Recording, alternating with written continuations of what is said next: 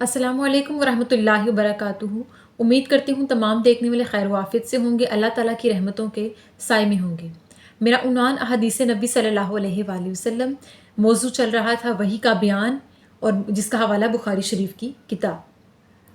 तो आज की हदीस है, हज़रत इब्ने अब्बास बयान करते हैं कि मैंने रसूलुल्लाह सल्लल्लाहु अलैहि वसल्लम को जिस तरह से कुरान की तिलावत करते हुए सुना, उसी तरह से मैंने पढ़ा।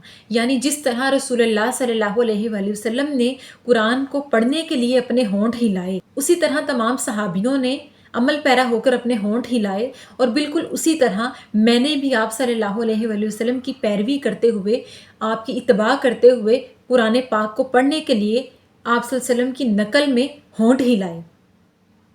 सहाबी सईद बिन जुबैर भी बयान फरमाते हैं कि मैंने जिस तरह इब्ने अब्बास को और रसूलुल्लाह सल्लल्लाहु अलैहि वसल्लम को कुरान पढ़ते हुए सुना, उसी तरह से अपने होंठों को हिलाकर कुरान पाक पढ़ने की कोशिश की।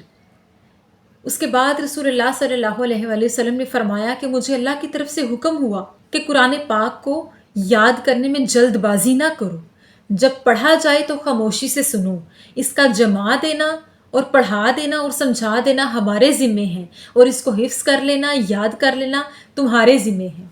तो रसूलुल्लाह सल्लल्लाहु अलैहि वसल्लम ने हज़रत इब्ने अब्बास और तमाम सहाबियों से बयान फरमाया कि कुरान पाक जब पढ़ा जाए तो खामोशी से सुनते रहो, और जब सुन चुको तो उसके बाद उसी तरह से उस पर अमल पैरा होकर उसकी तिलावत करो और उसे हिफ्स करो जिस तरह के मुझे याद करवाया गया।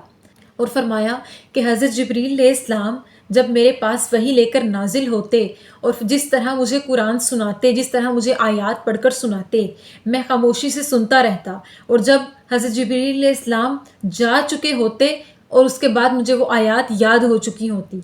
इसी तरह आप सल्लल्लाहु अलैहि वसल्लम ने अपने सहाबियों से फरमाया कि जब मैं तुम्हारे सामने कुरान पाक की आयात को बयान करूं तो उसको पहले खामोशी से सुनो और समझो, फिर उसके बाद मेरी इत्तबा में उन आयात को याद करो, और जिस तरह से मैंने होंठ हिलाकर कुरान की तिलावत की, बिल्कुल उसी तरह से अमल पैरा होकर उन आयात को याद करो।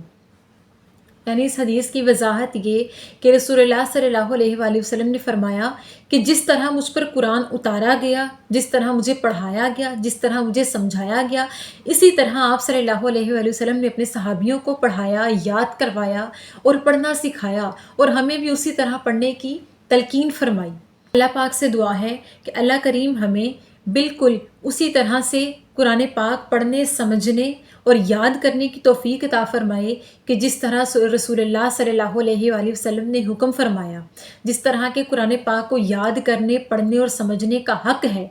अल्लाह पाक हमें सही मानों में सच्चा पक्का मुसलमान बनाए और कुरान और सुन्नत पर अमल पैरा होने की तौफीक अता फरमाए। आमीन सुम आमीन। शुक्रिया।